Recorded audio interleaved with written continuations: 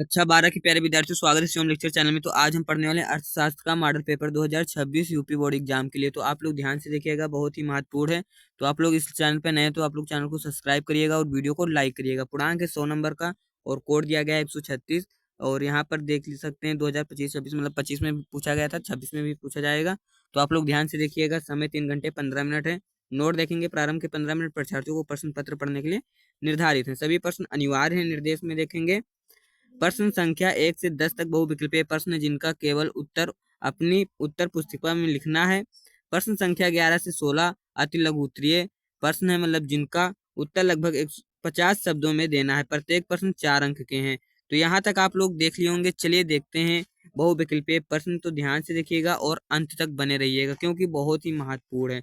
तो पहला प्रश्न देखेंगे, दिया गया है निम्नलिखित में कौन सा एक समष्टि अर्थशास्त्र का विषय वस्तु नहीं है। तो इसका सही उत्तर आपको बताना है प्यारे बच्चों। तो इसका सही उत्तर हो जाएगा मांग का नियम। सी नंबर आपका उत्तर सही हो जाएगा। 2 नंबर देखेंगे, भारत में राष्ट्रीय आय का आकलन किसके द्वारा किया जाता है। आपको बताना है भारत में राष्ट्रीय आय का आकलन किसके द्वारा किया जाता है। तो इसका सही उत्तर हो जाएगा केंद्रीय संख्यांकी, मतलब डी नंबर आपका उत्तर सही हो जाएगा। 3 नंबर प्रश्न देखेंगे, केंद्रीय बैंक की नीति कहलाती है। तो बैंक की केंद्रीय बैंक की नीति क्या कहलाती है आपको बताना है। तो इसका सही उत्तर हो जाएगा आपका बी नंबर, मौद्रिक नीति।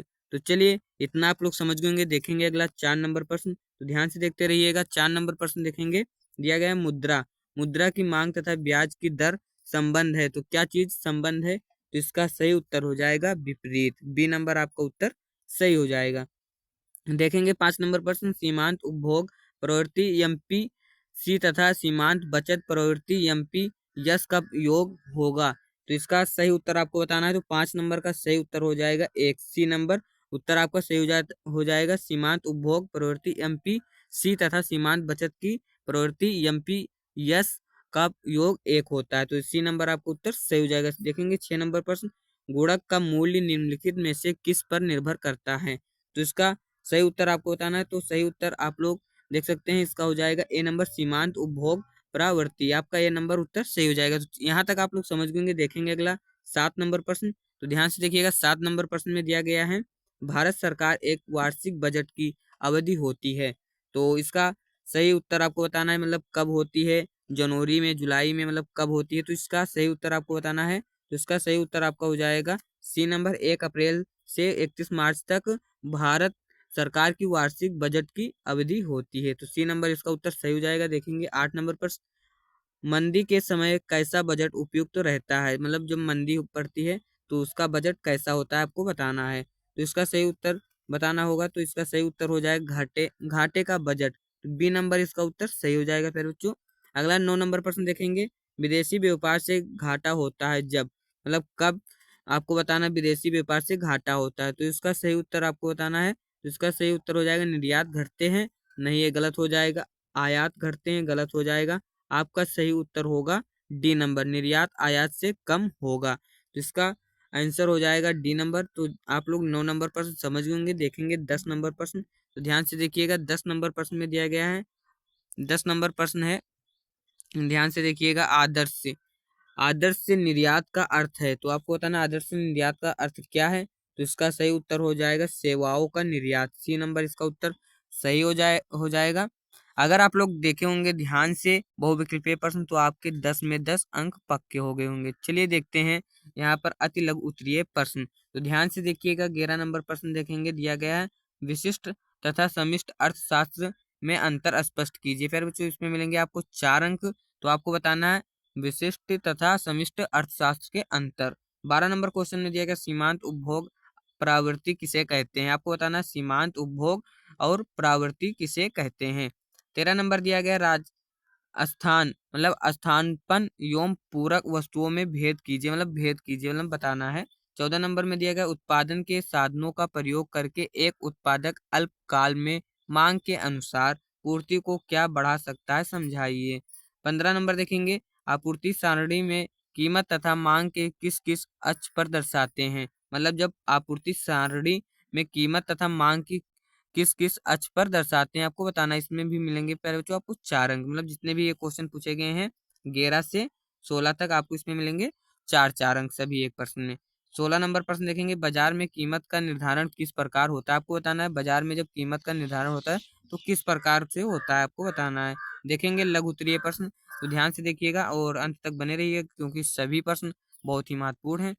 यहाँ पर दिया गया है लघु उत्तरीय प्रश्न, इसमें मिलेंगे 6 अंक सभी प्रश्न में, मतलब जितने भी हैं आपको उसमें 6 अंक मिलेंगे। जैसे 17 नंबर प्रश्न है, पूर्ण प्रतियोगिता का वर्णन कीजिए, इसमें मिलेंगे आपको 6 अंक। आपको बताना है पूर्ण प्रतियोगिता का वर्णन कीजिए, मतलब वो आपको उसका बारे में बताना है। 18 नंबर देखेंगे, केंद्रीय बैंक में प्रमुख कार्यों का वर्णन कीजिए, मतलब केंद्रीय बैंक में कौन कौन से कार्य होते हैं आपको बताना है, विस्तृत रूप से आपको लिखना है। तो आपको इसमें मिलेंगे 6 अंक। अगला देखेंगे 19 नंबर प्रश्न, राष्ट्रीय आय की अवधारणा क्या है, मतलब राष्ट्रीय आय की जो आय आती है तो क्या इसका अवधारणा है आपको बताना है। 6 अंक इसमें भी मिलेंगे। अगला देखेंगे 20 नंबर, y बराबर c+1 का स्पष्ट कीजिए। 21 नंबर देखेंगे, एक विकासशील देश के विकास में राजकोषीय नीति की भूमिका बताइए। 22 नंबर है, भुगतान संतुलन के असंतुलित होने से देश का क्या प्रभाव पड़ता है, आपको बताना। 6 अंक इसमें भी मिलेंगे। सभी प्रश्न में पूछे जाते हैं बोर्ड एग्जाम में, आप लोग ध्यान से देखते रहिएगा, बहुत ही महत्वपूर्ण है, स्क्रीनशॉट भी ले सकते हैं। दीर्घ उत्तरीय प्रश्न देखेंगे, मांग की लोच से क्या तात्पर्य है, मांग की लोच को प्रभावित करने वाले कारकों का वर्णन कीजिए। तो यहाँ तक आप लोग समझ गए देखेंगे यहाँ पर अथवा करके प्रश्न दिया गया, इसमें से आपको एक ही करना, या ये प्रश्न कर सकते हैं या नीचे वाले प्रश्न कर सकते हैं इसमें से एक। तो चलिए देखते हैं, यहाँ पर दिया गया है प्रश्न में पूछा गया है, उदासीनता की लोच लोच विश्लेषण से आप क्या समझते हैं, उदासीन वक्र की सहायता से उपभोक्ता के संतुलन को स्पष्ट कीजिए। मतलब आपको इसमें से एक ही प्रश्न लिखता है, या ऊपर वाला या तो ए वाला लिख सकते हैं। तो चलिए यहाँ तक समझ गएंगे। देखेंगे 24 नंबर प्रश्न, पूर्ण प्रतियोगिता के सभी विस्तार समझाइए। क्या पूर्ण प्रतियोगिता को व्यावसायिक जीवन में लागू कर सकते हैं, मतलब आपको बताना है पूर्ण प्रतियोगिता के सविस्तारित समझाइए।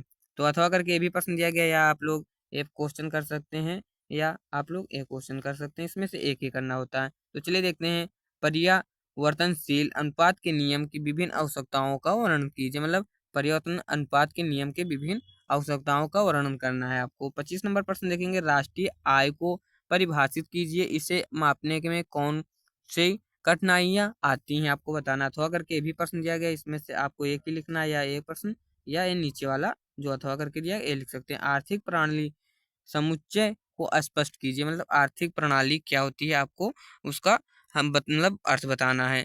बहुत ही आसान है, आपको इसमें मिलेंगे 10 अंक। जितने भी एक क्वेश्चन दिए गए हैं आपको इसमें मिलेंगे 10-10 अंक। आप लोग देख सकते हैं यहाँ पर दिया गया है, इसमें पूछा गया है उदासीनता की लोच, मतलब जो उदासीनता की लोच होती है विश्लेषण से आप क्या समझते हैं। उदासीन एक वक्र की सहायता से उपरोक्त में संतुलन को स्पष्ट कीजिए।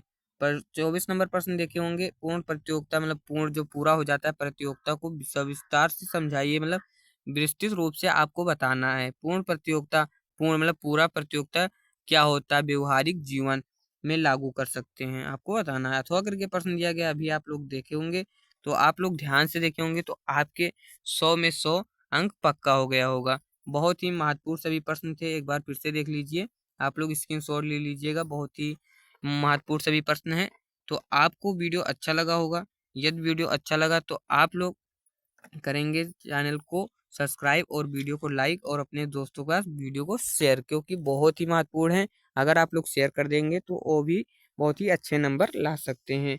तो आज के लिए बस इतना ही, मिलते हैं किसी नेक्स्ट वीडियो में। अगर आपको किसी भी सब्जेक्ट का मॉडल पेपर चाहिए सॉल्यूशन के साथ तो आप लोग कमेंट कर दीजिएगा, अगला वीडियो अपलोड हो जाएगा, आप लोग वो को देखने को मिल जाएगा अगर आप लोग चैनल को सब्सक्राइब करे रहेंगे। तो चलिए मिलते हैं किसी नेक्स्ट वीडियो में, आज के लिए बस इतना ही। जय हिंद दोस्तों।